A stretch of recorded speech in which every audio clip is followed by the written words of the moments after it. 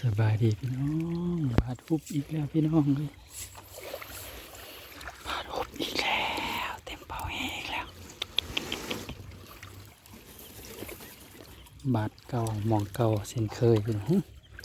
มีฮอตปักโกดบาดนี่มื้อนี้มีปักโกดพี่น้องโอ้ตัวเต็มแห้งอาญะเลยพี่น้องโอ้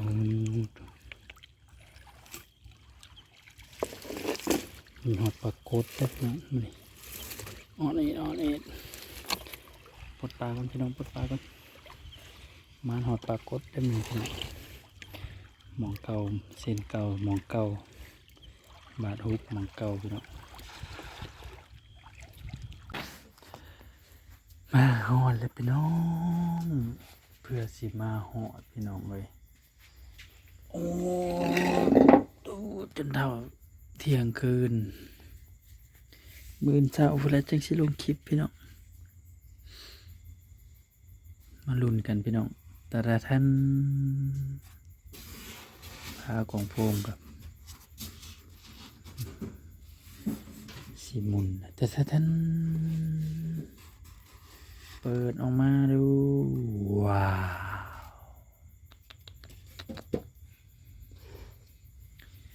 เกือบเต็มคือเก้าพี่น้องเชียบาดฮุบกับบาดฮุบบลายแต่ก็ได้เกือบเต็มกล่องโฟมพี่น้องเลยน้ำแข็งปุ๊บบืนเสาเลาะคายคือเก่าซอยอุดหนุนเด้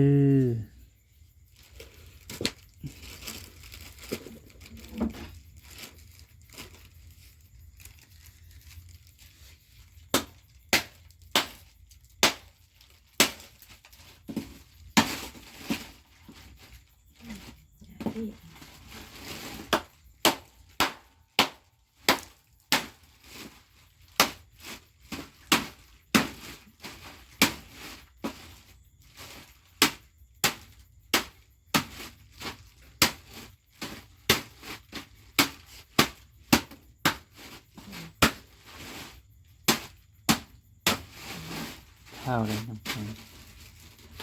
พอแล้วมาปลุกมาเทลงนอกน้ำแข็งไว้พี่น้องเอ้ยมือสาวหาจังสีเหลืองมือมันเดิกเลยเหลือกบ่ทันดอกนี่นอกน้ำแข็งไว้พี่น้องตะกี้ว่าสิเทน้ำออกเพื่อน้ำเย็นบ่ต้องเทพี่น้องเอ้ยนอกน้ำแข็งไว้มืออื่นสาวเลาะคายพี่น้องเห็ดทุงเลาะคาย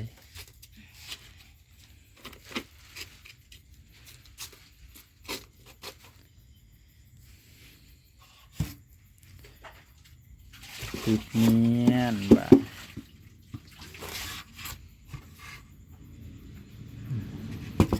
ยังแข็งเลยพี่น้องเลยแข็งกันแข็งแบบปลาสดๆเลยได้เอานอกน้ำแข็งไว้เนาะมันก็ยังแข็งกระดันได้พี่น้องแบบปลาสดๆเลยวันนี้น้ำแข็งเอาลายมันก็เลย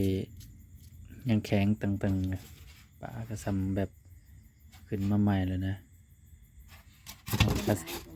ฮะคนกับโบราณมีลุงอันนั้นเราเอาเมียเราไปนั่มนี่เราเอาไปปลดปลาใส่ขี้ปลาแล้ว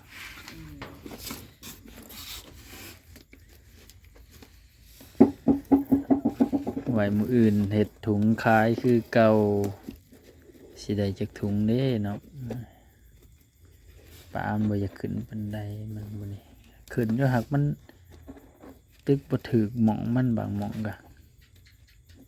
ตึกหม่องเคยตึกหม่องเคยเขามันผัดบ่เขาเนาะน้ำมันก็ลดหม่องเคยเขามันก็ไปเขาหม่องใหม่มันก็บ่ได้เขา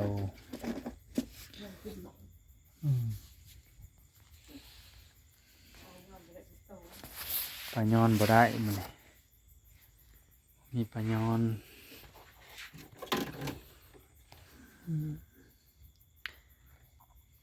ปีปะ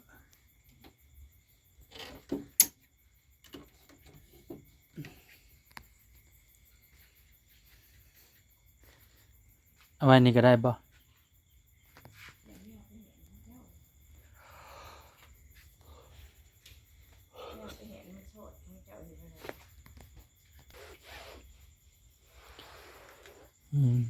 เพื่อมาฮอดพี่น้องเว้ยจนเท่าเที่ยงคืนมาฮอดตะพังคลองในกะ4 ทุ่มครึ่งเพื่อขึ้นมาฮอดเฮือนอีก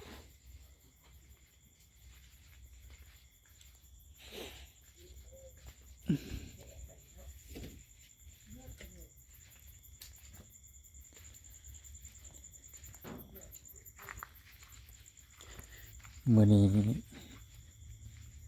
เฮาบ่ได้เสิร์ฟไว้เพราะว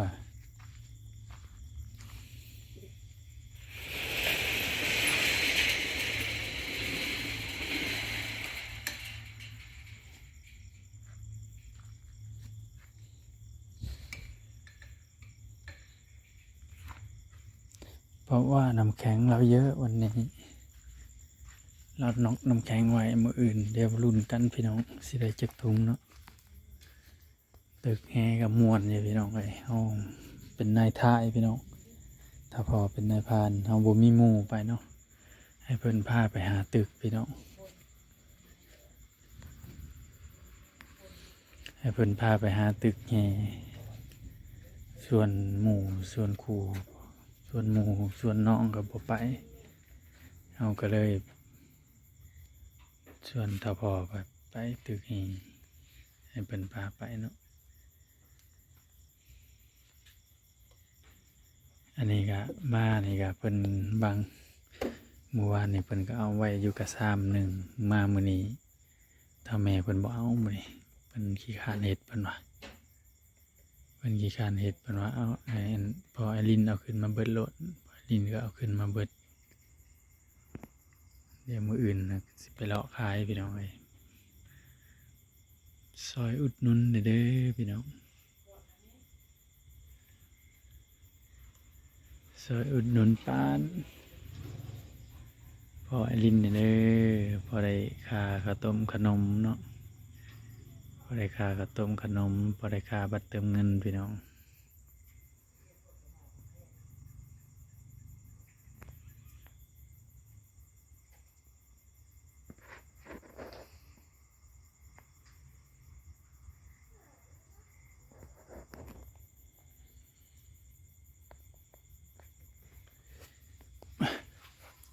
เมียนก่อนพี่น้องเอ้ย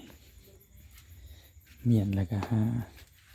อาบน้ำอาบในนอนแบบนี้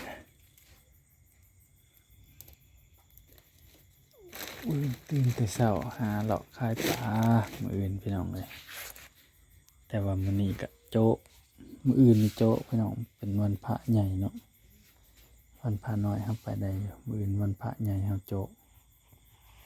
เฮาบ่ไปพี่น้องเอ้ยเฮาไปแต่มื้อนี้เนาะมื้ออื่นเฮาสิเลาะขายพี่น้องเอ้ยฝากอุดหนุนซอยเด้อ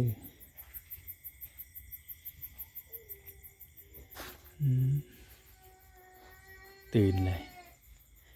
เสียงเอกเลยพวก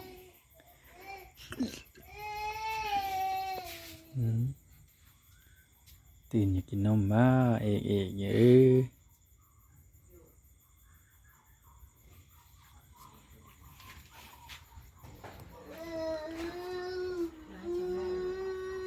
ฮือเป็นเฟอ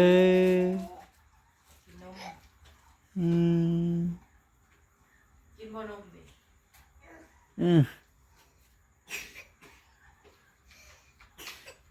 นั่นไอ้แล้วนะเลยเนาะนอนกอดตุ้งนั่งเฮ้ยไอ้ลิ้นตุกๆแล้วอากาศร้อนหลายนั่นเอ้า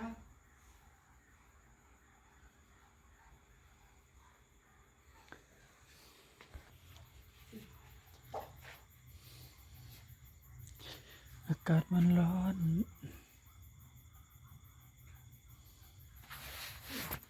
ฮ้อนอะลีรอเลยพี่น้องเอ้ยสงกรานต์ก็บ่ได้ไปทางใดปีนี้มีแต่ค่ำมาแล้วก็หาปูหาปลาพี่น้องอยากไปทำบุญก็ขี้ง้อแดดพี่น้องเอ้ยแดดอีหลีรอจนบ่อยากไปทางใดมันแดดกระดอกกระเดี้ยพี่น้องเอ้ยพอกันตอนเช้าพี่น้องเอ้ยอาบน้ำอาบในพักผ่อนซะก่อนมื้ออื่นหาขายปลาพี่น้องฝากอุดหนุนซอยได้เด้อพี่น้องเด้อสบายดี